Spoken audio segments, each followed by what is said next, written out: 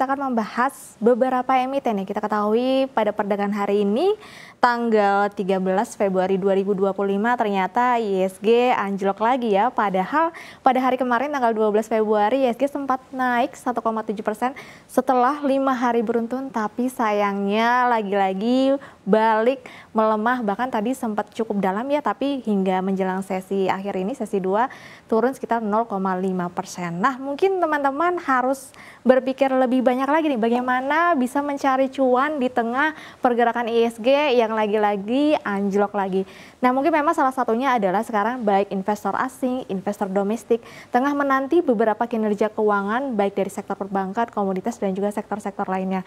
Nah, memang hingga hari ini sudah ada beberapa sektor dan emiten yang sudah merilis kinerja keuangannya. Tapi mungkin yang menjadi pertanyaan dari para investor, kira-kira masih bagi dividen nggak ya di tahun 2025?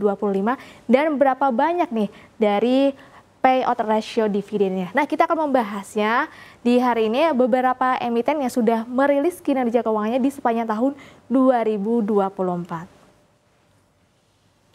Ya, jadi di sini kita mengambil beberapa emiten yang masuk di indeks LQ45 dan juga Big Caps pastinya ya. Mungkin yang terbaru ada Unilever ya.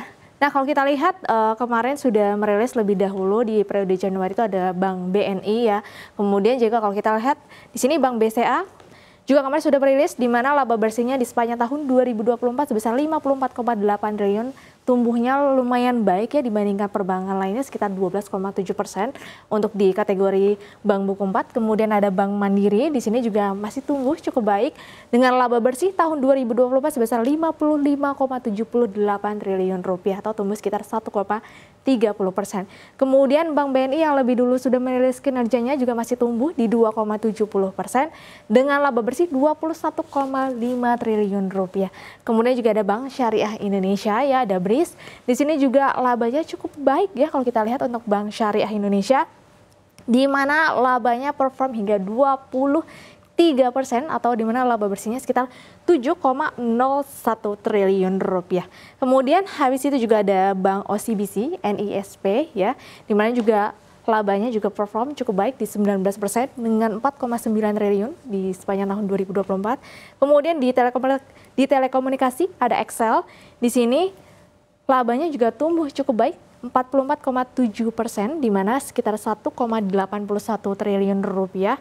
Kemudian juga di sini ada Indosat ya. Untuk Indosat sendiri masih tumbuh di 8,97% dengan laba sekitar 4,91 triliun rupiah.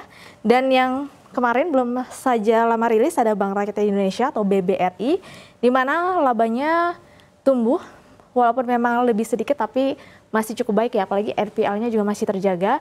Di laba bersihnya tumbuh sekitar 0,36%, yaitu sekitar 60,64 triliun rupiah per Desember 2024. Dan memang hari ini juga ada rilis ya dari Unilever sendiri, di mana Unilever juga masih mencatatkan laba. Ya, kita ketahui memang produknya kemarin sempat ada beberapa problem dan juga termasuk dari kompetitor. Kalau kita lihat penjualannya juga masih mencatatkan sebesar 35,14 triliun rupiah di sepanjang tahun 2024. Dan di mana kalau kita lihat memang beberapa segmen termasuk kebutuhan rumah tangga dan juga perawatan tubuh masih berkontribusi besar sekitar 64%.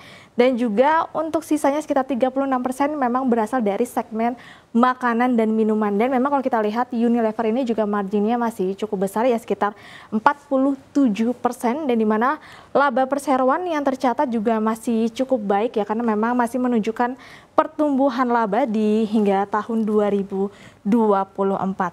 Nah, kira-kira selain dari sisi kinerja keuangan di tahun 2024, bagaimana nih dengan perform harga sahamnya? Apalagi ISG sepanjang tahun ini masih cukup turun ya. Apakah kira-kira saham-saham ini juga masih turun di sepanjang tahun 2025?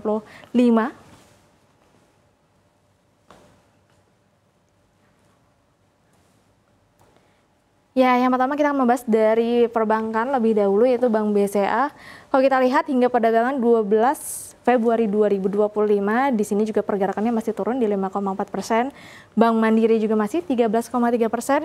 BNI juga 1,15%, meskipun memang secara pertumbuhan tiga-tiganya labanya masih tumbuh ya. Kemudian ada BRIS. Di sini BRIS justru mencatatkan kenaikan 9,9% di sepanjang tahun 2025. Memang sejalan juga ya dengan pertumbuhan labanya. Tadi kalau kita lihat labanya juga tumbuh lumayan tinggi ya, sekitar 23%. Kemudian ada NISP, di sini turun tipis 0,4%. Excel juga masih naik tipis sekitar hampir 1%. ISAT juga turun 30% di sepanjang 2025 hingga 12 Februari. Kemudian Bank BRI juga turun tipis di sekitar 1,23%. Nah, kemudian selain dari pergerakan harga saham, mungkin yang dinanti-nanti nih dari para investor, bagaimana kira-kira estimasi dividen dari masing-masing emiten yang sudah merilis kinerja di keuangan di tahun 2024 kemarin. Nah, kalau kita lihat di sini, nanti akan saya tambahkan Unilever ya, karena baru saja merilis kinerja keuangannya. Dimana kalau kita lihat berdasarkan earning per share-nya atau IPS secara annualized, di sini untuk Bank BCA sendiri sekitar 444,83, yaitu dimana memang estimasi dari DPR-nya atau payout ratio dividennya di sini sekitar 60%. Jadi kalau kita hitung estimasi dividennya itu sekitar 266. Tapi kita ketahui pada Desember lalu 2024 Bank BCA itu sudah membagikan dividen dari laba bersih tahun 2024 sekitar Rp50 per lembar saham. Jadi kalau kita kurangi, kalau tadi kita hitung sekitar 267 dikurangi 50 berarti sisa Rp217 per lembar saham yang mungkin nantinya akan dibagikan pada bulan Maret 2025. Nah nih, para pemegang saham Bank BCA bisa dicatat ya. Kemudian ada Bank Mandiri. Bank Mandiri di sini estimasi DPR-nya juga sekitar 60%. Memang ini sesuai dengan estimasi dari target manajemen ya, di 60% dengan IPS annualized-nya sekitar 597. Dan dimana kalau kita hitung estimasi dividennya nanti akan dibagikan Maret 2025 sekitar Rp358 per lembar saham. Jadi teman-teman yang memiliki saham Bank BRI tapi masih nyangkut, nah nanti ada kabar baik akan mendapatkan dividen sekitar 350-an. Kemudian ada Bank BNI. Di sini juga estimasi DPR-nya sama ya, seperti Bank BCA, kemudian Bank BNI. Kalau kita lihat sekitar 60%, ini juga memang berada di estimasi manajemen dari BNI sendiri.